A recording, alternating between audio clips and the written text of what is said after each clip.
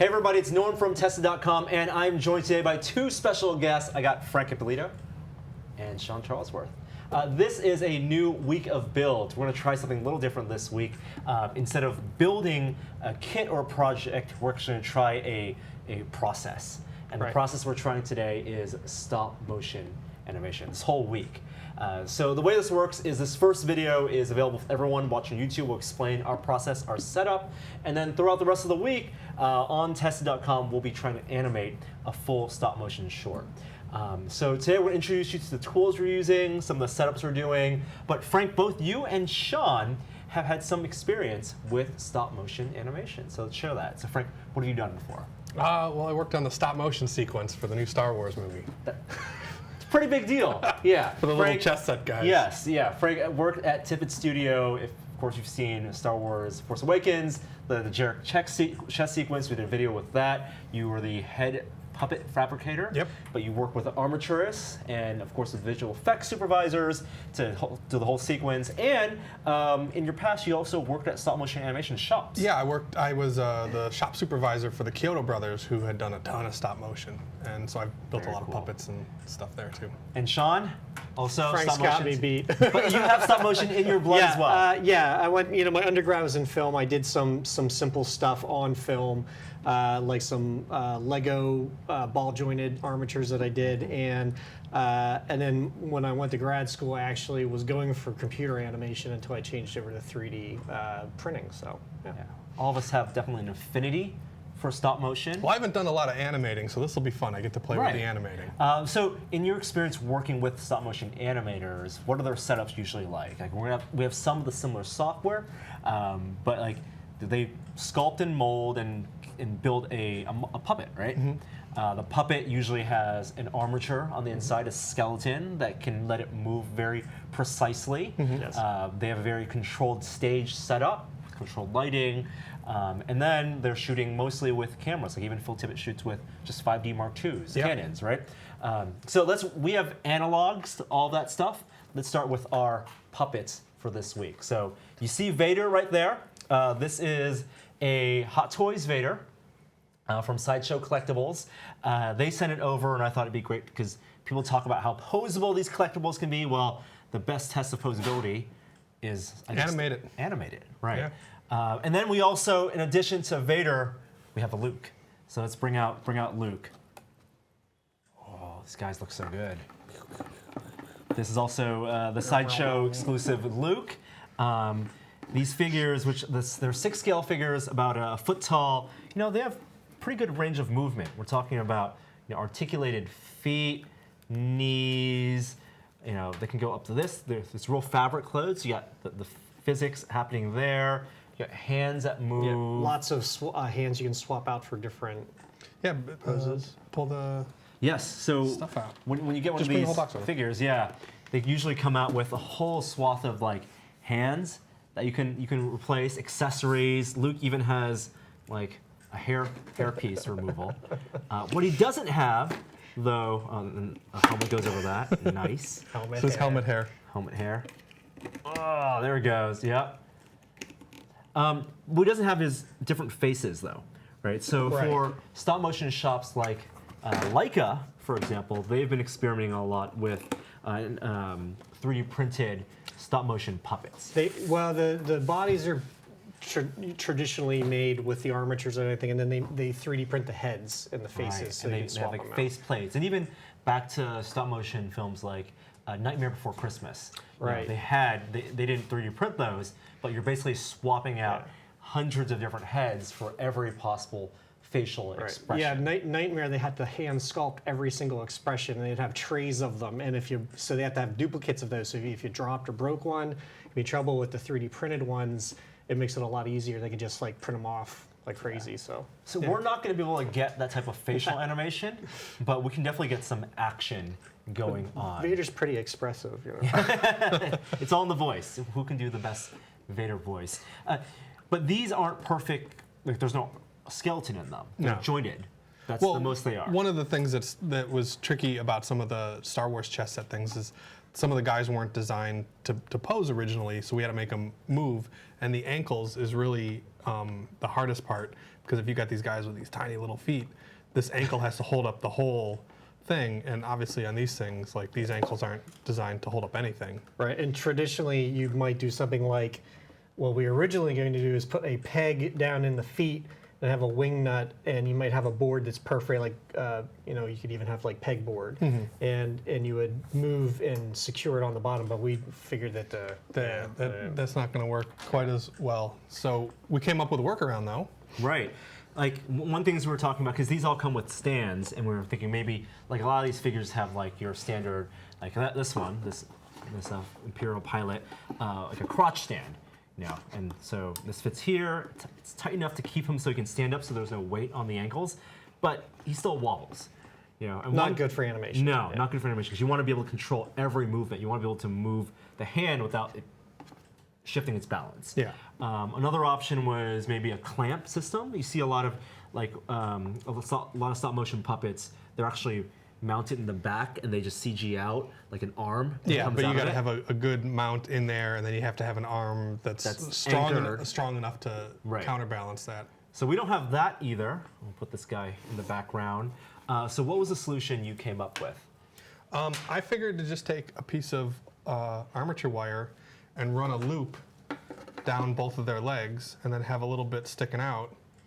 So then we just drill the holes, and we could peg it into that. This isn't the best and most sturdy thing, but it's a quick workaround to give the ankles some stability and be able to plant their feet. And then we just we have a drill, and we could just mark like you normally do in stop motion. So you do some hole, matrix. Drill a hole, and that's where he moves. Right. That's an impressive pose right there that you have Vader doing right now. All the weight is on that wire, and we got like 12 gauge wire. Plug him through, wired it through his leg, which we'll do right now for Luke.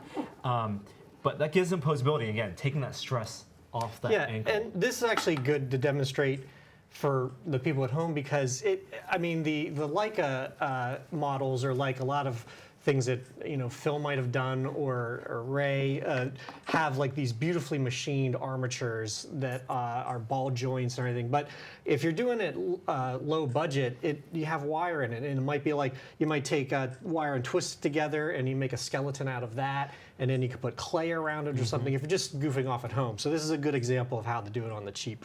Well, on 6 of the 8 puppets we had for Star Wars, I built the wire armatures. They're just just aluminum armature wire that you get at the hobby store. So there you go. That wire will wear over time, so it's not going to last forever. Is there any specific gauge recommendation, like for balance of firmness, the stiffness, but also bendability?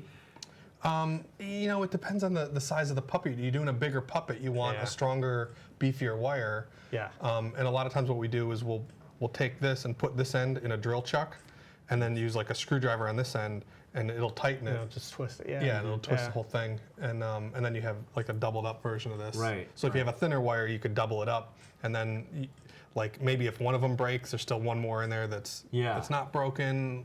And we experimented with different gauges and different types of wire and different kind of weaves and stuff like that, and it's just easiest just to take them and tighten them with a drill. Yeah, so I'll let you continue that.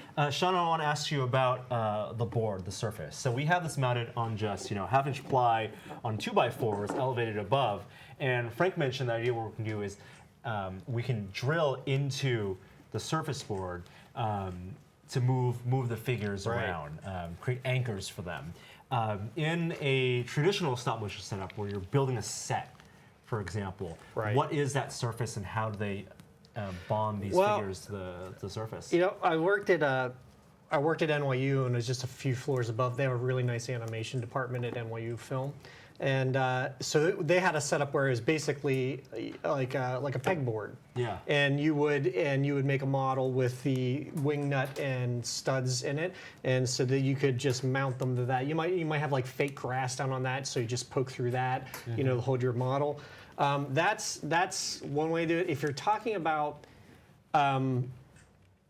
like Leica and doing the professional stuff, a lot of them, they're using a armature that's in the back that holds them up, like we were talking about earlier, because that way they can do things like they can fly up in the air and jump, and they're a lot more secure. And then you also don't have to mess with having something on here to mount the things to. So I've even seen people use like really strong magnets and a metal plate. It all depends on what you're doing and how big your puppets are and stuff like that. That's how why big the motions That's are. why Lego's great, because you can snap them onto the things. And if you get into like the Lego Bionicles, which are the ones with the ball joints and everything, those are great because you can get them very posable, and then you can snap them onto a base plate, and that's a great way to do it for like beginners.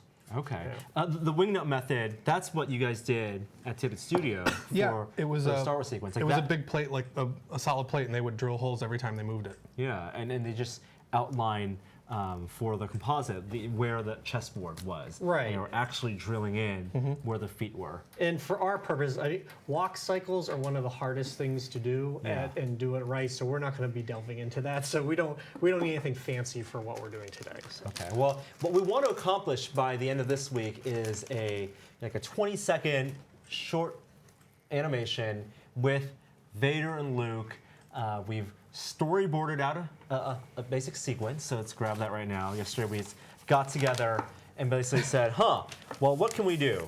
What's a simple story we can tell? And so you can download just like basic 16:9 storyboard templates on the internet, basically just to give us an idea of like the different type of shots we want, right? You could storyboard this out to make any type of video, but Right. for stop motion, we know, for example, well, we don't want to have too many camera changes. We want to have as much control as possible Right. over each of the different scenes. So we knew, okay, we want like maybe I'll experiment with a wide shot and then a close-up and then a medium shot. And if we have just a mix of those, then we can shoot out a sequence and build a short film together. Yeah, and this is a good example. When you're doing animation, it's very, very time consuming, and typically they'll shoot on the twos a lot, where you take you'll take 2 shots of each pose, so that if you need a 1 second of animation, you may need 12 different poses, Right. and you take 2 of each of those and you get a second then. Now. You want to map all this out meticulously, because it's so time consuming, like especially if they're doing the professional stuff where every little nuance and detail takes like days and days and days just to do one little piece. So every single thing has to be perfectly mapped out, because you don't want to waste anything. You don't want to have to reshoot anything. And we're playing it a little loose on our thing, but so we're going to basically shoot the whole thing in a wide and see what we end up with, and then we might go in for a few little close-ups to add some details. That's right. So when you talk about shooting twos for a 24 FPS film, that's 12 shots per second. So if we say, let's do a 10-second animation, that's only 120, only quote unquote 120 shots, poses. Now we can also shoot in threes if we wanted. That would mean just 8. Is that 8 or so? Yeah, 8. But then you get really stuttery movements. That's when you start shooting on 3s and 4s, you're verging into Hanna-Barbera territory, where everything's a little jerky. Robot chicken. And that's fine. And that's not putting it out, but because when you're doing that amount of animation, like it's really hard, because basically the more frames you shoot, the more fluid your movements will be. So if you do 4 frames of one particular pose, then it starts to get a little more jerky animation. So you have to find your balance. And as fluid as you can get it, it's never going to be as you're never going to get the motion blur you get. And that's what, for example, Phil Tippett did with Go Motion. Exactly. Was to invert some type of motion blur. Right. Yeah. It's amazing how much motion blur will add to that. Like, so you can make something look like it's moving fast in stop motion, but without that motion blur, there's something that on a very base level in your brain's like, something's not right. Yeah. So that's tough. And then, you also get into like. When we have lightsabers, and the lightsabers hit, you don't want to just stop. You want to, when that other one hits, you want a little bit of give on the other one, so you need a little bounce back, because that all adds, to how it feels right. The nuances of animation, because we could if, for example, one of our shots is, okay, Vader's head starts turning. If we want that to be exactly half a second, we have to know that that's going to be only, for example, 6 frames of animation. What a lot of people do is then animators do is create reference. Yeah. It's like drilling holes now for Luke. Sorry to interrupt. No worries. We're getting serious. So animators, whether they're for stop motion or even CG animation or traditional animation, they'll have a live model, or maybe themselves create some video reference. Yeah. We're not going to have time to do that today. Yeah, we're not as we don't need to messing follow around, a strict script or anything. But what they'll do is, for example, they'll mime out the entire sequence so they know, okay, this action takes 3 seconds, and they can follow frame for frame exactly how to get there. Yeah, and a lot of times they'll have a mirror right next to their desk so that they can ape into the mirror and see how that expression, changes the phase. And that, in grad school, after taking multiple animation courses, and I had a knack for it, but I realized you have to be a very specific kind of person to pursue animation. You have to love it, and you have to be a little bit crazy. Yeah, but isn't the same thing sort of true about anything that you do? It is true, have to love. that is true. But I think particularly with animation, because it's so torturous, doing it and meticulous. And I realized part of things I really do like animation, but I don't like it that much. So it's part of what led me to doing the 3D modeling. printing. Yeah. So we have the puppets. They have a little bit of a wire. We were using zip ties to get the wire around Luke. So for example, here's what Frank just did. We put the wire up Luke's. Yeah, I was hoping to fish it through that, but his little leg things are too tight. So we use some clear zip ties, hide them behind. I think it looks fine. And again, that puts the weight off the ankles. This is still bendable if we want. We can still work off those joints. Yeah, I'll It's be gonna able to, rigid. Yep, move them around. And the rest of the bodies will hold. It's just the legs in particular. That's need a where the little weight help. is. Yeah. Absolutely. We have our setup here. Our This is tattooing. set. I guess. We need some sand. And then there's, of course, we have lighting here. There's also the camera and software setup. So what we have is just a DSLR. Any DSLR with live video out will typically work. You don't actually need to have special software. You can actually just, if you want, you can film it off of the DSLR. That's what I'm used to, because I actually started shooting on film, where you really didn't know what you had to hope that you did it all right. At least with a DSLR at home, you can still preview how it's going to look. And then you can take a step up with the software. Yeah, so if you just have a camera DSLR, you can take a frame and just scroll back and forth to compare the differences between frame 1 and frame 2 and so on. But we'll turn this on, and then what we also have is Dragon Frame software, and this is a professional grade animation software. Let's see if I can actually get this to work. There it goes. And so what we're showing now is a live feed from my Canon 6D onto the set, and that you got your 16:9 crop. Frank and Sean, you guys are there, no problem. There's a setting here I can get into my cinematography menu, and we're getting a live video from this, hopefully, maybe. Here's live video. Yeah, live view. There we go. And then we can actually change settings. So because we have controlled lighting, we don't have to worry about things like shutter. Right, and that is nice. You can actually do pretty low lighting because you can set it to a pretty big shutter speed, like a long exposure. So let's say I'm going to move this to this shutter, lowest ISO for highest quality, and we'll have some nice depth of field at f2.8. With Dragon Frame software, I can also click in to get fine focus. So I got Vader in focus right now. Very good. And then Sean can move that. Yeah, right here. I got it. Okay. So I'll run the camera, and that Vader's in focus. That's great. Now, Frank, what are you doing with these helping hands?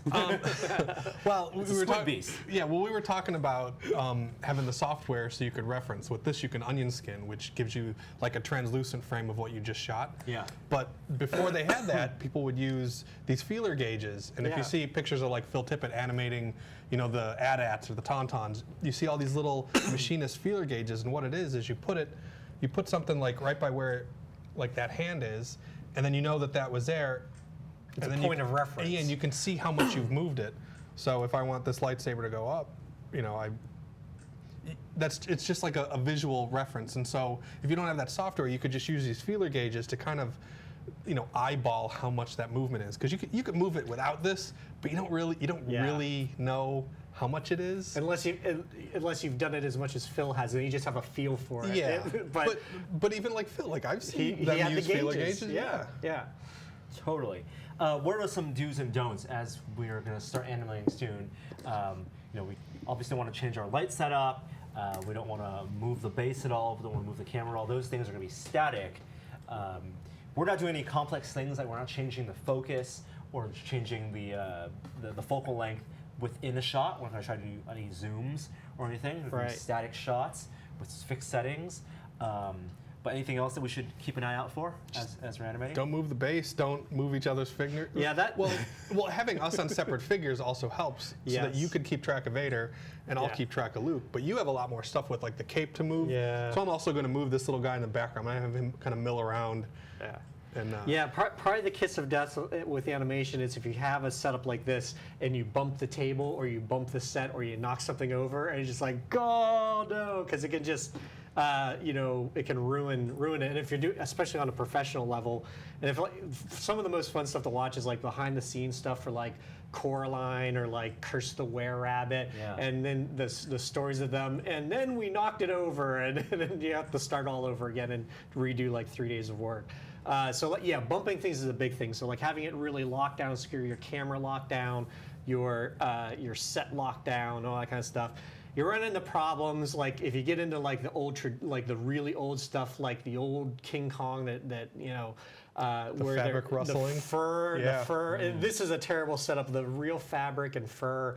They just rustle. Because it has a life of its own. Rustle. Yeah, I don't know how they do it in some of the Leica stuff. We have a cape. Yeah. We have a cape here. Yeah, the cape is probably now what we did in the cape to help control it a little bit is we put armature wire in the cape too, so that you could have it billowing in the wind if you wanted to, or you can bend it around behind them so it'll stay out of the way. So it has a little bit of posability. Some thin wire, high gauge wire, and you're using gaff tape on the inner lining of Vader's cape. It's black. It hides pretty well. Yeah. And you could go crazy and add lots of wire, but really it's an outer side because again, gravity takes care of a lot of that stuff. Let's look at our frames. So let's pose here and get things framed up on the software and show people. I think when we take the thing, we're both gonna have to like step out for.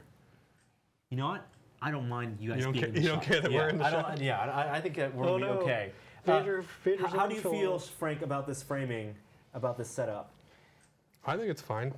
I think I'm going to start with Luke facing this way, like Vader just snuck up on him.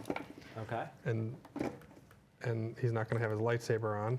And then we can focus on Vader first. And then we'll have Luke, like Vader will turn and look at Luke and flip his cape. That's what we have in the storyboards. And then Luke will turn around. So I'll have to do a turnaround move. All right. And put on his lightsaber. Well, let's finish off this first video with a really quick. Let's do just 1 second of animation. Okay. Of you want to do a Luke movement? We should both do so. Yeah. Okay. Let's have Vader turn around. So, are we okay with this lighting? Make sure that camera is still on. Okay. There it goes. Okay, so I got focus on Vader right now, and I'm going to focus check that.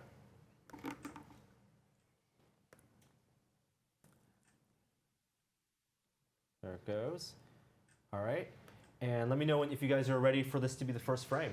Yep. Yeah. Do you want to step out a frame to take it? How do you think? What do you think?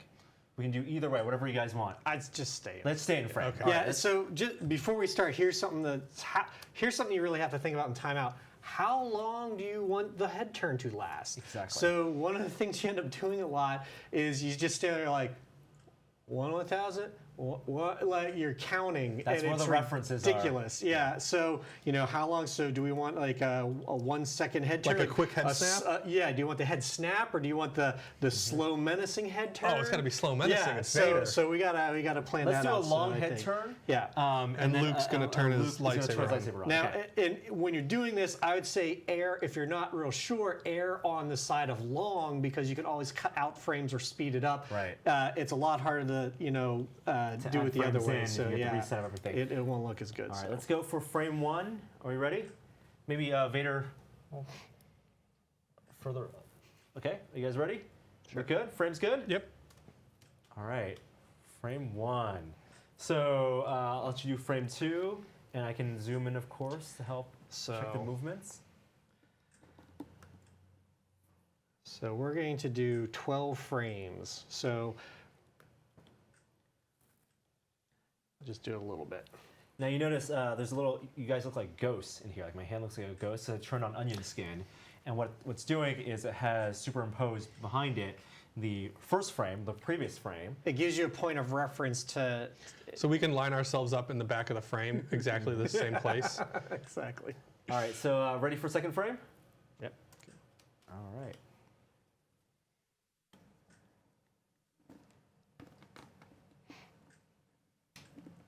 And Luke's body we want not to really be moving. No, I'm just kind of making him like shift yeah. weight onto the other foot. Oh. And that's actually another perfect example. Is like when things are never truly still, and for like if you're talking about like organic things or whatever. So having just a little bit of something there can add. You don't want like purely still. So that's good. All right, that's frames captured. Now we're on 4.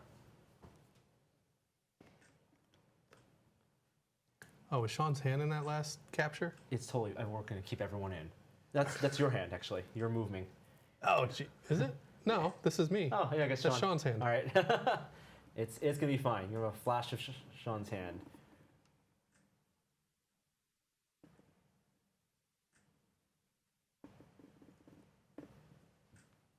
Okay. Ready? Okay. We should also point out that traditionally this would not be the setup where the animator themselves would probably be triggering the thing, or they'd have even like a foot pedal or something, because if you have to stop and like go to the computer every time, it'd be terrible. So there's like a foot pedal or a trigger or something that they can just like easily. My buddy crank it off. Dylan from Robot Chicken has a Nintendo Power Glove that he Bluetooth wired it all like up. Like an actual power glove. Yes. He made it all That's Bluetooth amazing. connect to run Dragonframe. That's actually perfect. Because you have a D-pad on that, you can go back and Yeah. forth. Yeah. Dylan did some animation for a music video that me and Zeke made like 5 or 6 years ago. Animated a spider for us. All right, we're on 6 now. Cool. Now I can go back as you're doing this and Yeah, that's And where also- that's where computers just make it so much better, is that you can instantly preview how it's going, right. and see how the movement is. Once again, doing it in the olden days of film, you'd shoot the whole thing and just like, oh God, I hope. All right, good. And I can even play. And you're taking 2 frames per. I can actually play it back at whatever FPS I want. Oh right, yes, the magic of digital. All right. So this is frame number 9 now. Are you moving any of his cape? Any rustling hand? I've just been letting the body move as it is, just to add a little something, but mainly I'm just working on the head right now. Okay.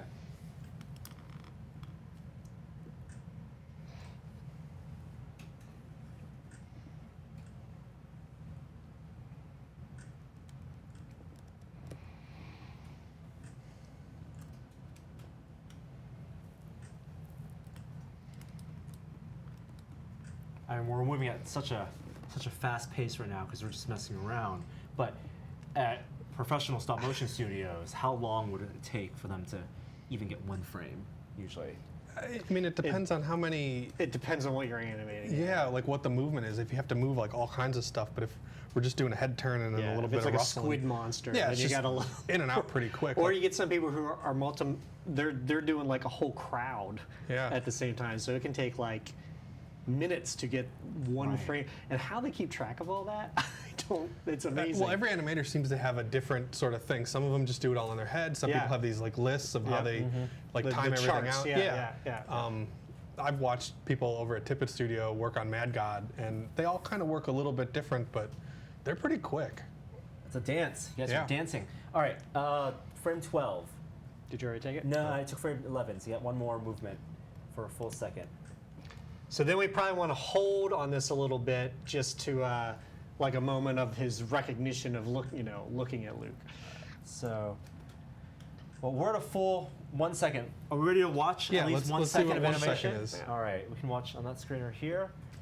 And let me play this back. I'm at 3s right now, so the Yeah, last play it for- back on 3s. Let's see what it is. All right, here's the slowest we can do, which is 3s.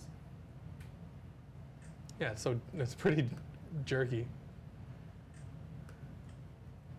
Play it back in 2s. See what. Yeah.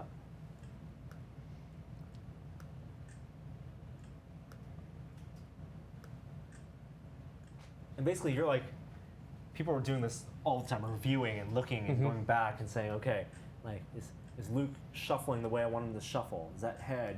Is Vader like tilting his shoulder down the way I want him to do that? Oh, sorry.